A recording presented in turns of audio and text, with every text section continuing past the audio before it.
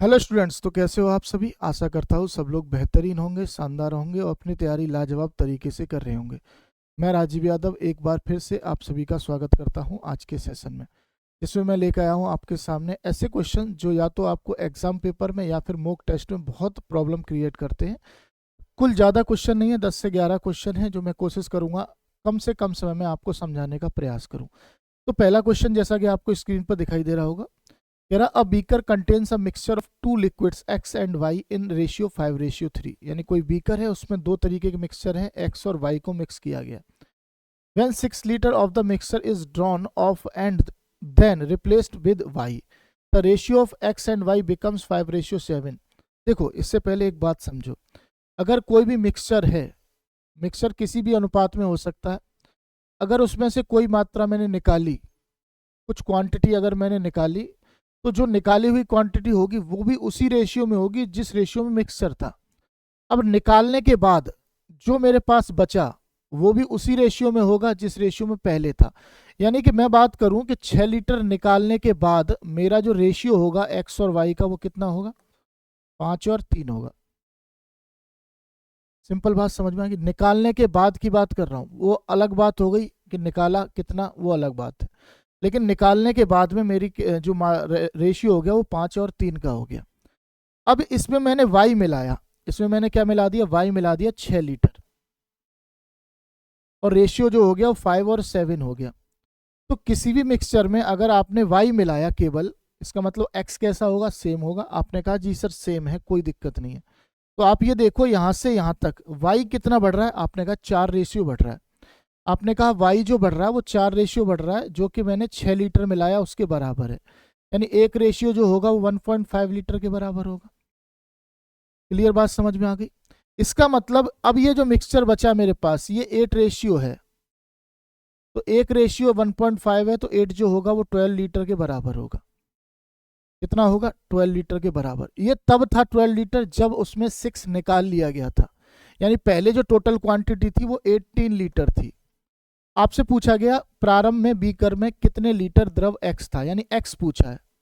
तो x total कितना है, 5 और 3 8, और 8 में से एक्स कितना है, 5 है। तो आप इसे कैलकुलेट करेंगे, ये आएगा 8 2 जा 16, 8 2 जा 16, 8 5 जा 25, 5 जा 125, 1 कैरी, 5 2 जा 10 और 11।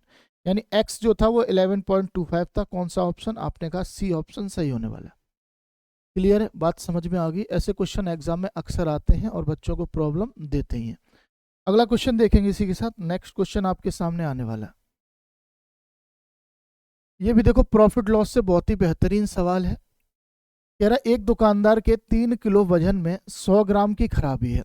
मतलब 3 किलो वजन में 100 ग्राम वो चीटिंग कर रहा है, एक तरीके से आप ये कह सकते हो।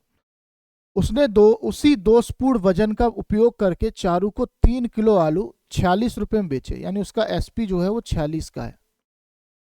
ठीक है, कोई दिक्कत नहीं। विक्रेता के लिए आलू का लागत मूल्य 12 रुपए प्रति किलोग्राम है। यानी कि जो भी वो बेच रहा है, जो भी आदमी दुकानदार जो बेच रहा है, उसने 1 किलो 12 रुपए के खरीदे, तो 3 किलो कितने खरीदे होंगे, आप कहोगे 36 रुपए के 3 किलो खरीदे होंगे। सिंपल सी बेसिक सी बात है। ठीक है, अब ये बताओ कुल मिलाकर उसने यहाँ पर प्रॉफिट कितने का कमाया, आप कहोगे 10 रुपए का प्रॉफिट कमाया। लेकिन ये एक्चुअल प्रॉफिट नहीं था। क्यों, क्योंकि उसने उसे 3 किलो नहीं दिया मेरे भाई, उसने केवल 2.9 kg दिया। या ये कह लो उसे देना चाहिए था 3000 ग्राम, उसने दिया केवल 2900 ग्राम है। यानी उसने जो प्रॉफिट कमाया वो 100 ग्राम का प्रॉफिट कमाया। कितना प्रॉफिट कमाया, 100 ग्राम का प्रॉफिट कमाया। आप ये देखो कि 1 किलो जो है वो 12 रुपए का है, तो 100 ग्राम जो होगा 1.2 रुपीज का होगा। यानी आप कहोगे टोटल जो प्रॉफिट होगा, टोटल जो प्रॉफिट होगा वो 11.2 रुपीज का होगा। आपने कहा कौन सा ऑप्शन, सी ऑप्शन करेक्ट है। क्या मेरी बात समझ में आ गई। बेसिक सवाल था, अच्छा क्वेश्चन था, क्योंकि ऐसे क्वेश्चन ज़्यादातर वो परसेंटेज के तौर पे पूछता है। इस बार उसने किस में पूछ लिया, रुपए में पूछ लिया, तो बच्चे कंफ्यूज हो गए। लेकिन रुपए में और आसान है ये सवाल, बस आपको कभी देखा नहीं तो दिक्कत हो रही है। ठीक है, आगे बढ़ते हैं। अगला सवाल देखेंगे। यहाँ पर देखो, ये सवाल भी देखो बहुत बेहतरीन सवाल है। परसेंटेज कह रहा 200 छात्र एक विशिष्ट परीक्षा में उपस्थित हुए, गणित में अनुत्तीर्ण होने वाले 80 छात्र थे, फिजिक्स में 160 स्टूडेंट्स पास हुए।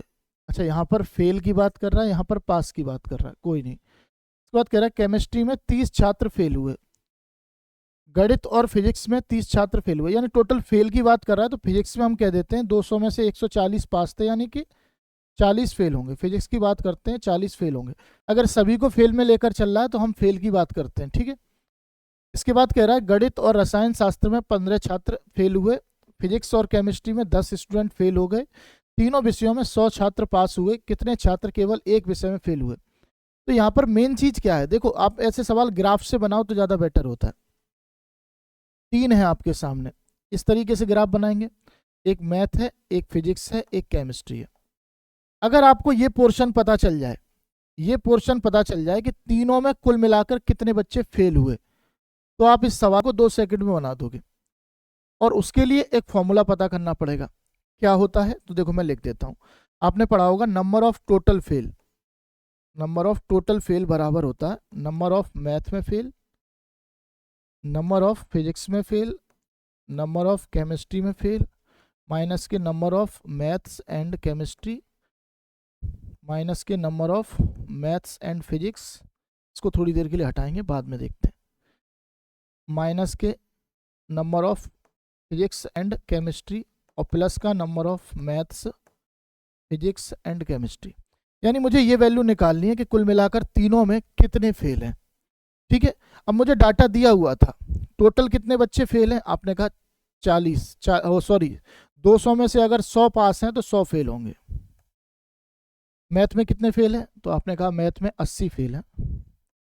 फिजिक्स में कितने फेल हैं, तो ये देखो 160 पास थे, इसका मतलब 40 फेल हैं, 160 पास थे मतलब 40 फेल हैं। केमिस्ट्री में कुल मिलाकर कितने हैं, तो केमिस्ट्री में 30 हैं।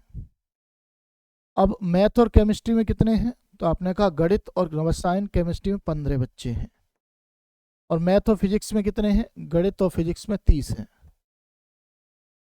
एंड मैथ और फिजिक्स में, फिजिक्स और केमिस्ट्री में 10 बच्चे फेल हैं। मुझे इन तीनों का अगर पता चल जाए तो मैं आंसर इजीली निकाल सकता हूँ। तो यहाँ पर कैलकुलेशन कर सकते हैं आप, क्या आने वाला है, 100, 15, 115, 10, 125, ठीक है। 80, 40, ये 30 से 30 काट दो, 80, 40, 120, तो 125 में से 120 गया, यानी आप कहोगे तीनों में फेल होने वाले बच्चे जो हैं वो 125 यानी 120 बराबर 5 है, ठीक है। अब ये सवाल बेसिकली बहुत इजी हो गया, आसान हो गया हमारे लिए। अब आप इसको ग्राफ से भी बना सकते हो बहुत आसानी से, ठीक है। कैसे बना सकते हो, तो देखो यहाँ जैसे ये मेरे पास तीनों ग्राफ बनाया मैंने, ठीक है।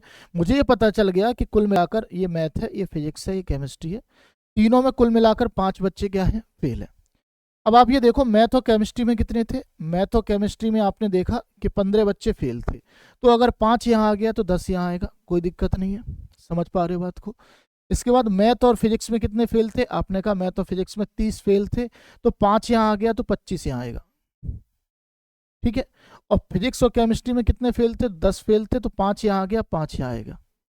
तो आप ये देखो कि 100 में से ओवरऑल यहाँ कितना हो गया, तो 25, 5, 30, 30, 5, 35 और 10, 45, यानी कि 100 बच्चे में से 45 बच्चे वो हैं जो मिलजुल कर फेल हैं, यानी सिंगल सब्जेक्ट में जो फेल होंगे वो 55 बच्चे फेल होंगे, सिंगल सब्जेक्ट में जो फेल होंगे वो 55 बच्चे फेल होंगे, केवल एक विषय में जो फेल होंगे। क्लियर है बात, समझ रहे होगे, कोई दिक्कत नहीं, आगे बढ़ेंगे। अगला सवाल देखो, ये ट्रिग्नोमेट्री का बेहतरीन सवाल है। कह रहा है एक्स की वैल्यू दे रखी है cosec theta minus sine theta, Y की वैल्यू देती है कि sec theta minus cos theta, then the relation between X and Y. देखो ऐसे सवालों में रिलेशन आप इतनी जल्दी नहीं निकाल सकते हो, ये बहुत अच्छे लेवल का सवाल है। तो आप अगर इसे बेसिक से करने जाओगे तो इसका सॉल्यूशन आप इतनी जल्दी नहीं निकाल पाओगे। तो ऐसे सवालों में हम क्या करते हैं, वैल्यू पुटिंग करते हैं। कोई भी एक वैल्यू लेके चलो, थीटा की वैल्यू कुछ भी मान सकते हो, मैं जो रखना चाहूँ, जैसे मैं कहूँ 45 रखता हूँ, मुझे 45 रखना कंफर्टेबल लगता है, ठीक है।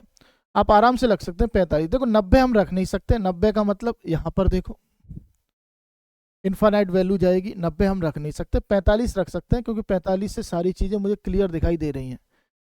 ऐसी वैल्यू रखो जिससे वैल्यू इनफाइनाइट ना हो, ठीक है, क्या ना हो, इनफाइनाइट ना हो।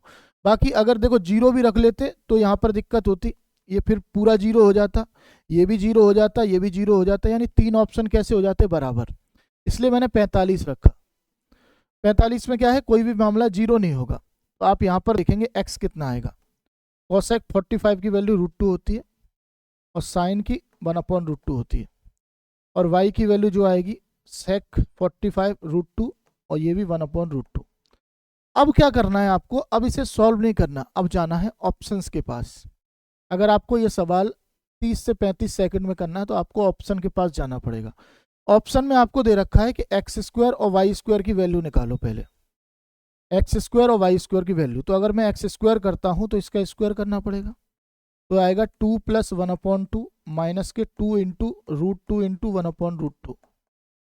तो यहाँ से सिंपल दिखाई दे रहा है कि 1/√2 वैल्यू आएगी, तो इसकी वाई स्क्वायर की वैल्यू भी कितनी आएगी, 1/2 आएगी। यानी एक्स स्क्वायर भी 1/2 है, वाई स्क्वायर भी 1/2 है। आप ऑप्शन रखो, आंसर आ जाएगा।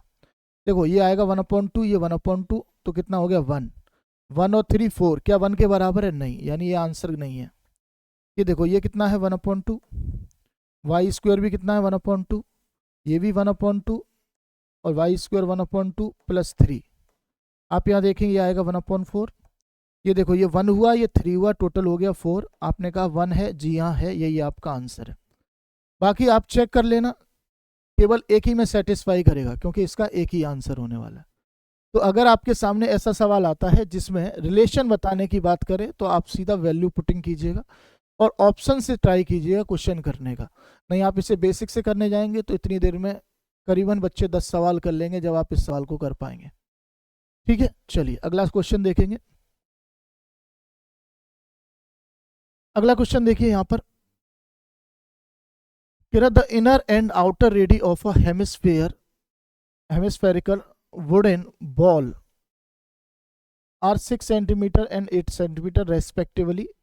Its entire surface has to be polished and the cost of polishing pi centimeter square is Rs 50. How much will it cost to polish the ball? कुल मिलाकर एक कटोरा मान सकते हैं, एक बाउल है, एक कटोरा है, आप कटोरा मान सकते हैं। और कटोरे का अगर आपको टोटल सरफेस एरिया पता है, टोटल सरफेस एरिया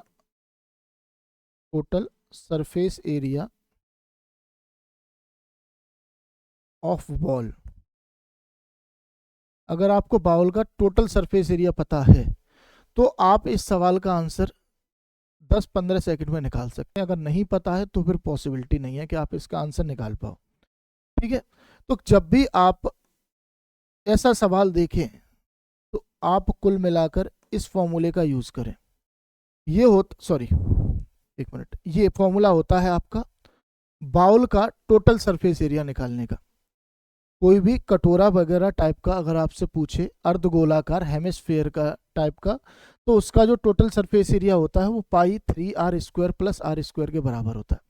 तो आप ये देखो टोटल सरफेस एरिया कितना है, क्योंकि मुझे पाई के फॉर्म में आंसर निकालना है। तो मैं देखो 3, आर कितना है, आप कहोगे 8 है, 8 ही है ना, 8 है, तो 8 का स्क्वायर कितना होगा 64, छोटा आर 6, 6 का स्क्वायर 36, तो यहाँ कहेंगे 62 64 कितना होता है 60 192, 192 + 36 करोगे आप तो कुल मिलाकर आएगा यहाँ पर कितना 9 3 12, यानी 228 पाई के बराबर। 228 पाई वर्ग सेंटीमीटर इसका क्या आ गया, टोटल सरफेस एरिया आ गया। जबकि पाई सेंटीमीटर स्क्वायर पर कॉस्ट कितनी है 50 रुपए की, तो 228 पाई पर जो कॉस्ट होगी वो 228 × 50 होगी। आप यहाँ कैलकुलेट करो, 228 का आधा कितना होता है 114, 2 जीरो लगा दो, कुल मिलाकर 11,400 जो होगा वो आपका आंसर होगा। 11,400 क्या होगा मेरे भाई, आंसर होगा। तो जब भी आपके सामने कटोरे हेमिस्फीयर का सवाल आए और टोटल सरफेस एरिया की बात करें तो आप डायरेक्ट कह सकते हैं π3r² + r² इसका होता है। ठीक है, चलें आगे। एक मिनट, ये थोड़ा सा आई थिंक ब्लर हो रहा है।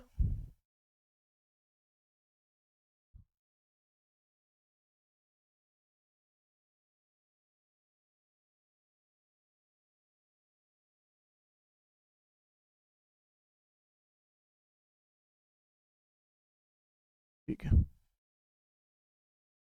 अब नहीं होगा, पता नहीं, शायद इससे पहले भी रहा हो वीडियो में, कोई बात नहीं। चलिए अगला क्वेश्चन देखेंगे इसी के साथ। कह रहा है दो संख्याओं का गुणनफल दे रखा है, उनका एचसीएफ दे रखा है, तो ऐसे संभावित युग्मकों की संख्या बतानी है कितनी है। तो ऐसे सवालों में बेसिकली हमें एक फॉर्मूला पता है कि first number into second number बराबर होता है एलसीएम इंटू एचसीएफ। ठीक, क्लियर है, कोई दिक्कत नहीं। देखो युग्म के लिए आपको बेसिकली क्या पता होना चाहिए, उन नंबर्स का रेशियो का प्रोडक्ट पता होना चाहिए। अगर आपको पेयर्स निकालने हैं तो पेयर्स के लिए रेशियो, जो भी नंबर्स हैं उनके रेशियो का प्रोडक्ट पता होना चाहिए। और रेशियो का प्रोडक्ट कैसे निकालते हैं, तो रेशियो का प्रोडक्ट निकालते हैं एलसीएम अपॉन एचसीएफ करके। रेशियो का प्रोडक्ट जो निकालते हैं वो निकालते हैं एलसीएम अपॉन एचसीएफ करके, सिंपल है। अब आप ये कहोगे कैसे आया, तो मेरी बात समझना। जैसे मैं कहूँ किन्हीं दो संख्याओं का रेशियो ए रेशियो बी है और उनका एचसीएफ जो है आप कहो एच है। अब कभी भी नंबर निकालें तो पहला नंबर आप क्या कहते हैं, रेशियो इंटू एचसीएफ। दूसरा नंबर आप क्या कहते हैं, रेशियो इंटू एचसीएफ। ठीक है, अगर आप इस फॉर्मूले में वैल्यू रखें तो आप कहेंगे पहली संख्या रेशियो इंटू एचसीएफ और दूसरी संख्या रेशियो इंटू एचसीएफ बराबर एलसीएम इंटू एचसीएफ। एचसीएफ से एचसीएफ कटेगा, यानी दोनों रेशियो का प्रोडक्ट जो आएगा वो एलसीएम अपॉन एचसीएफ आएगा। ठीक है, क्लियर बात समझ गए। तो इस तरीके से इस फॉर्मूले को हम डायरेक्ट यूज करते हैं। अब मुझे ये पता है कि यहाँ पर दोनों संख्याओं का प्रोडक्ट दे रखा है 1500 और एचसीएफ दे रखा है 10, तो आप ये कहेंगे एलसीएम जो आएगा भाई मेरे 150 आएगा। लेकिन मुझे एलसीएम नहीं निकालना, मुझे निकालना है उन दोनों संख्याओं के रेशियो का प्रोडक्ट। तो आप प्रोडक्ट निकालने के लिए एलसीएम कितना है 150, एचसीएफ कितना है 10, तो आप कहोगे कितना आएगा 15 आएगा। यानी दोनों संख्याओं के रेशियो का जो प्रोडक्ट आएगा 15, मतलब ऐसे नंबर जिनमें आपस में कुछ भी कॉमन नहीं होना चाहिए। दो को प्राइम नंबर की बात कर रहा है वो। तो आप यहाँ देखो, एक तो आएगा 1 और 15, ठीक है, एक आएगा 3 और 5। क्या और कोई पॉसिबिलिटी बन रही है? आपने कहा नहीं बन रही, इसका मतलब दो ही पेयर पॉसिबल है। आपने कहा पॉसिबिलिटी नहीं बन रही है, तो दो ही पेयर पॉसिबल है, यही आपका आंसर होने वाला है। ठीक है, चलो नेक्स्ट क्वेश्चन देखेंगे इसी के साथ। आगे कह रहा है 1 सेंटीमीटर लंबी जीवा वृत्त के केंद्र पर 60 डिग्री के कोण को बनाती है। सॉरी, ये क्या लिखा हुआ, इंग्लिश में देखते हैं। A 6 centimeter long cone subtends an angle of 60 degree at the center of the circle if the length of another cone of the same circle is 6√3 centimeter. Then find the measure of the angle subtended by the cone at the center of the circle. देखो इस सवाल को आप आराम से समझो, क्योंकि ये बेसिकली कई चीज़ों पर डिपेंडेबल क्वेश्चन है। कैसे, देखो मैं समझाता हूँ।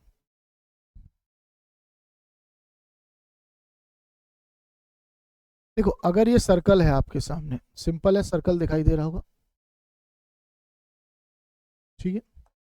मैं कहूँ इसका सेंटर ये है, वो सेंटर मैंने कहा, वो कह रहा है कोई एक कोण है जो सेंटर पर कितने का बना रही है, 60 डिग्री का एंगल बना रही है, और ये कोण जो है वो 6 सेंटीमीटर की है, यही कह रहा है वो बात।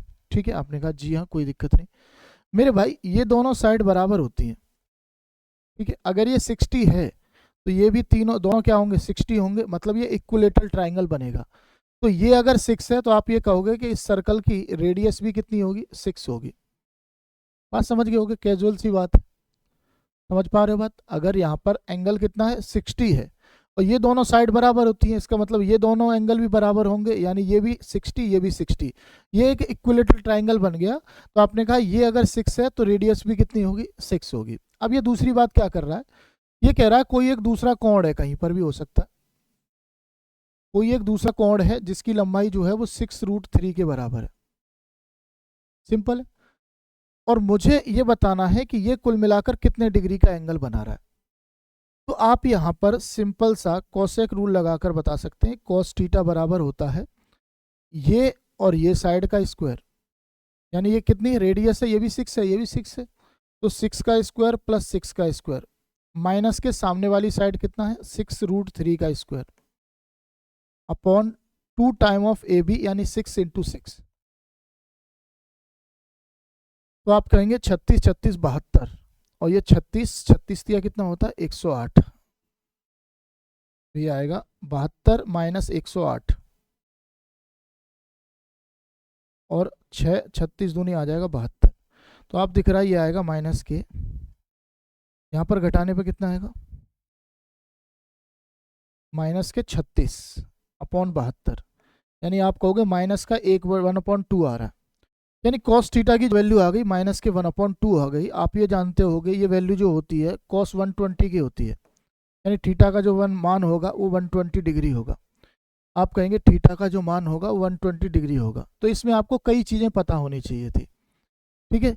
इसमें आपको ये भी पता होना चाहिए था कि अगर एक ट्राइंगल में तीनों एंगल 60 का है तो इक्विलेटरल है, मतलब तीनों साइड कितनी होगी बराबर होंगी। इसके बाद आपको कॉसेक रूल पता होना चाहिए था, ठीक। चलिए आगे बढ़ेंगे, अगला क्वेश्चन देखेंगे इसी के साथ। कह रहा 4 सेंटीमीटर व्यास वाली एक गेंद को लंबवत खड़े एक खोखले बेलन के ऊपर रखा जाता है। सिलेंडर की ऊंचाई 3 सेंटीमीटर है जबकि इसकी मात्रा 9 पाई सेंटीमीटर क्यूब है। तो बेलन के आधार से गेंद के सबसे ऊपरी बिंदु को ऊर्ध्वाधर दूरी सेंटीमीटर में है। तो ये क्वेश्चन बहुत बढ़िया और प्यारा क्वेश्चन है, क्योंकि खोखले गोले की बात कर रहा है, सॉरी बेलन की बात कर रहा है। बेलन कैसा, खोखले बेलन की बात कर रहा है। तो पहले तो आप सवाल समझो कि हुआ क्या। देखो मैं बात समझाऊं, जैसे मैं कहूं कि ये कोई एक बेलन है आपके सामने, ठीक है, ये कोई एक बेलन है, इस तरीके का कोई बेलन है आपके सामने, और इस पर कोई बॉल रखी जाती है। तो जाहिर सी बात है बॉल थोड़ी सी बड़ी होगी, नहीं तो इसके अंदर चली जाएगी, खोखली है ना। बॉल कैसी होगी, देखो सर्कल बना देते हैं, बॉल थोड़ी सी कैसी होगी, बड़ी होगी। देखो बड़ी नहीं होगी तो ये है कि इसके अंदर चली जाएगी, इस तरीके से बॉल रखी गई होगी। सिंपल बात समझ में आ रही है, इस तरीके से बॉल रखी गई होगी, यानी कि इसका कुछ पार्ट जो होगा वो इसके अंदर होगा, इसका कुछ पार्ट जो होगा वो इसके अंदर होगा। सिंपल बात समझ रहे हो। अब इसकी जो हाइट थी वो कितनी थी, आपने कहा 3 सेंटीमीटर की हाइट थी, और इसकी रेडियस कितनी है, तो यहाँ दे रखा है क्या, नहीं ये दे रखा है, इसका वॉल्यूम दे रखा है, यानी आपको पाई आर स्क्वायर एच की वैल्यू दे रखी है 9 पाई के बराबर। और अगर h 3 है तो आप कहोगे आर स्क्वायर की वैल्यू जो आ जाएगी वो 3 आएगी, यानी r जो आएगी वो √3 के बराबर आएगी।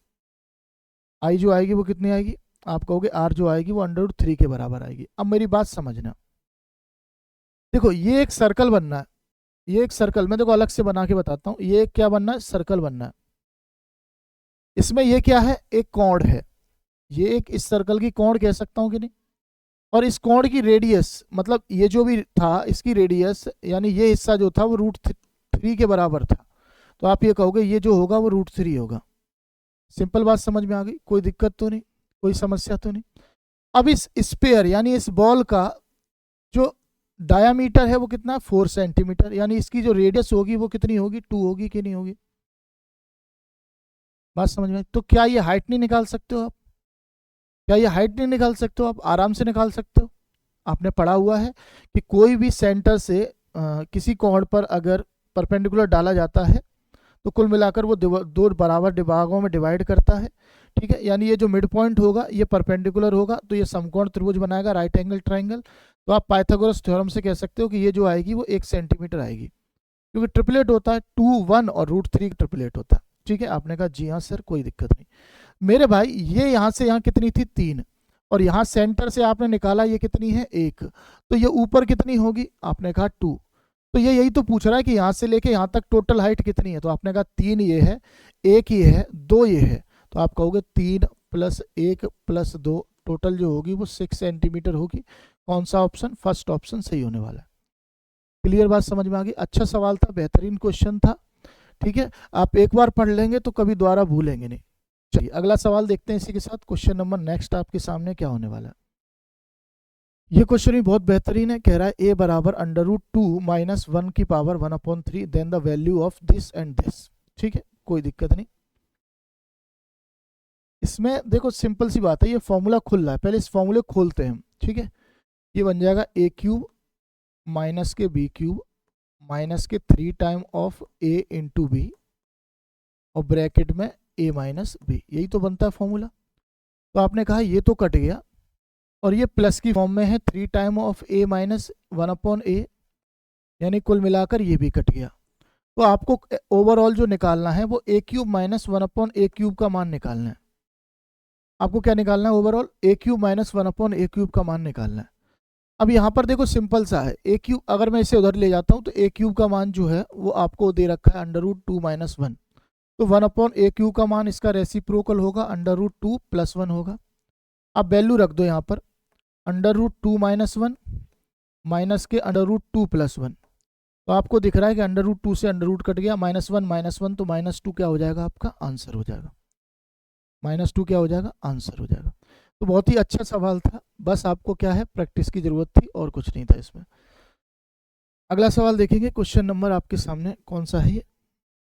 ये आपके सामने क्वेश्चन नंबर 10 आ गया। कह रहा PQRS एक चक्रीय चतुर्भुज है, यानी साइक्लिक क्वाड्रिलेटरल है, एक साइक्लिक क्वाड्रिलेटरल है जिसमें PR and QS intersect at T।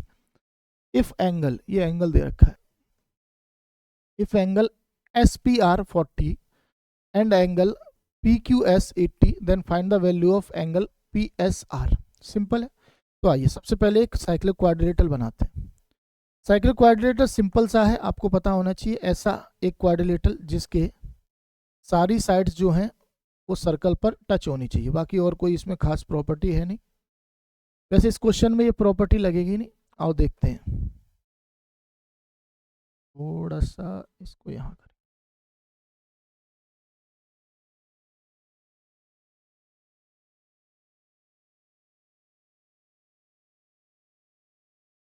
चलो ये बन गया मेरा साइक्लिक क्वाड्रिलेटरल, जिसमें इस क्वाड्रिलेटरल के सारे जो भी आपके सेंटर दिखाई दे रहे हैं वो किसको? सर्कल को टच कर रहे हैं। अब इसमें एक खासियत होती है साइक्लिक क्वाड्रिलेटरल में, इसके आमने सामने के एंगल्स का सम जो होता है वो 180 डिग्री होता है। कितना होता है? 180 डिग्री सम होता है, ठीक है। लेकिन इसमें वो बाद में यूज होगा, पहले हम सवाल देखते हैं क्या कह रहा है। कि एक क्वाड्रिलेटरल है जिसका नाम है PQR और S, ठीक है। इसने कहा गया कि PR and QR intersect at T, यानी कि ये PR और QR ये इंटरसेक्ट कर रहे हैं कहाँ पर? T पर इंटरसेक्ट कर रहे हैं, कोई दिक्कत नहीं। इसके बाद इसने कहा कि एंगल SPR, SP और R ये कितने का है? 40 का। और इसने कहा एंगल PQS, PQ और S ये कितने का है? 80 का। तो आपसे जो पूछ रहा है वो पूछ रहा है कि एंगल PSR, यानी ये वाला एंगल पूछ रहा है आपसे, ये वाला एंगल, ठीक है। तो बहुत सिंपल सा सवाल है, समझना। इसमें बेसिकली यूज क्या हुआ है वो बात समझेंगे। देखो यहाँ पर यूज हुआ है कोण वाला। देखो अगर ये कोण है आपकी, एक कोण है आपकी, तो एक आपने प्रॉपर्टी पढ़ी होगी कि किसी भी कोण से सरकमफ्रेंस पर कहीं पर भी एंगल बनाओ हमेशा इक्वल बनेगा। यानी कि ये एंगल जो बन रहा है, ये सरकमफ्रेंस पर ये जो एंगल बनना है, तो सरकमफ्रेंस पर जब इधर एंगल बनेगा तो ये दोनों कैसे होंगे? इक्वल होंगे। यानी ये 40 है तो ये भी कितना होगा? 40 होगा। तो आपको दिख रहा है ये कितना हो गया? 80 40 120, और दोनों का सामने का सम कितना होता है? 180। तो 180 में से जब आप 120 घटाओगे तो कुल मिलाकर जो एंगल आएगा वो कितना आएगा? 60। यानी ये जो वैल्यू होगी आपकी 60 डिग्री होगी, यही आपका क्या होगा? आंसर होगा। सिंपल बात समझ में आ गई? कोई दिक्कत तो नहीं, कोई परेशानी नहीं, समझ पा रहे हो? चलो एक क्वेश्चन और देखते हैं इसी के साथ। आज का लास्ट क्वेश्चन जो होने वाला है वो आपके सामने है। देखो यहाँ पर कह रहा है कि यदि if cos x + a upon a बराबर cos x + 2 है बराबर cos x + 3 अपॉन c, तो वैल्यू दे तो रखी है इसमें, a बराबर 60 दे रखा है, x बराबर 15 दे रखा है। पुट करते हैं, देखो तो 60 और 15, तो ये हो जाएगा cos 75 अपॉन a, ठीक है। यहाँ पर मैं रखूंगा तो ये 60 है, ये 30 हो जाएगा, सॉरी ये 60 है, 60 टू 120, ये हो जाएगा cos 135 अपॉन b, ठीक है। यहाँ पर रखूंगा तो ये 180 और 15, ये हो जाएगा cos 195 अपॉन c, ठीक है। क्लियर है? कोई दिक्कत नहीं। अब आप एक काम कर सकते हैं इसमें, देखो इसको मैं ऐसे ही रखता हूँ, cos 75 अपॉन a रखता हूँ। अब मुझे ये पता है कि ये cos 135 की वैल्यू जो होती है वो -1/√2 होती है, नहीं होती है, -1/√2 होती है, ये वैल्यू तो मुझे पता है। और इसको अगर मैं चेंज करूं तो cos 180 + 15 में करूंगा, इसका मतलब ये आएगा माइनस के cos 15, ठीक है। अगर ये cos 15 है तो एक काम करते हैं, इसको भी फिर sin 15 में चेंज कर लेते हैं। ये करेंगे cos 90 माइनस 15, तो आप ये कहोगे ये हो जाएगा sin 15। क्या हो जाएगा? sin 15 अपॉन a हो जाएगा। ठीक है, अब मैं देखता हूँ क्वेश्चन में पूछा क्या गया है मेरे से पूछा गया a plus c upon b का whole square plus a minus c upon b का होल स्क्वायर। तो मैं इसे छोटा कर सकता हूँ थोड़ा सा। कैसे? इस बार एक बार ओपन करते हैं इसको। देखो ये आएगा a square upon B square plus C square upon B square plus के 2 time of a square C square upon B, sorry मैंने यहाँ 2 time of A C upon B आएगा।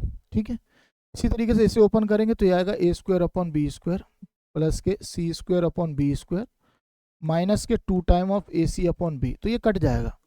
कुल मिलाकर मुझे समझ में आया, ये मुझे वैल्यू निकालनी है 2 time of a square upon B square plus C square upon B square की। ठीक है, मतलब अगर a अपॉन बी की और c अपॉन v की वैल्यू पता चल जाए तो मैं आंसर 1 सेकंड में बता सकता हूँ। तो देखो यहाँ पर निकल के आ रहा है a अपॉन बी निकाल सकते हो। देखो a अपॉन बी कैसे आएगा? आप ये कहोगे कि माइनस का √2 साइन 15 हो जाएगा। ठीक है, बात समझ में आ गई? यहां से इन दोनों इक्वेशन से देखो a अपॉन बी जो आएगा वो माइनस के √2 साइन 15 हो जाएगा।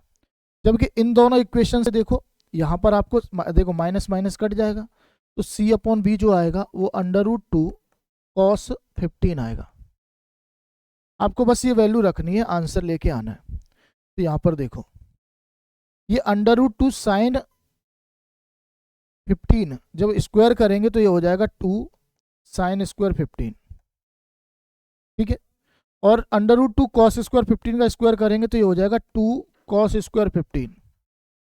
अगर मैं यहाँ पर 2 कॉमन लेता हूँ तो 2 2 जा 4 हो जाएगा, और साइन स्क्वायर 15 कॉस स्क्वायर 15 कितना होगा? 1 होगा। यानी आपका जो आंसर होने वाला है वो 4 आंसर होने वाला है। क्लियर है? क्या बात समझ गए? तो ये थे आज के बेहतरीन और शानदार क्वेश्चन जो एग्जाम में आपको परेशान कर सकते हैं। आशा करता हूँ आपको क्लास अच्छी लगेगी, और मैं केवल एक ही उम्मीद करूँगा आपसे कि क्लास के बाद में एक शानदार सी कमेंट आप अवश्य करें। ठीक है, और ऐसे सारे बहुत सारे क्वेश्चंस लेके आता रहूँगा सामने। आप वीडियो अगर लाइक करना चाहें लाइक कर सकते हैं, और सब्सक्राइब करना चाहें सब्सक्राइब करते हैं। ठीक है, फिर मिलते हैं अगली क्लास में, तब तक ख्याल रखिए। जय हिंद, जय भारत।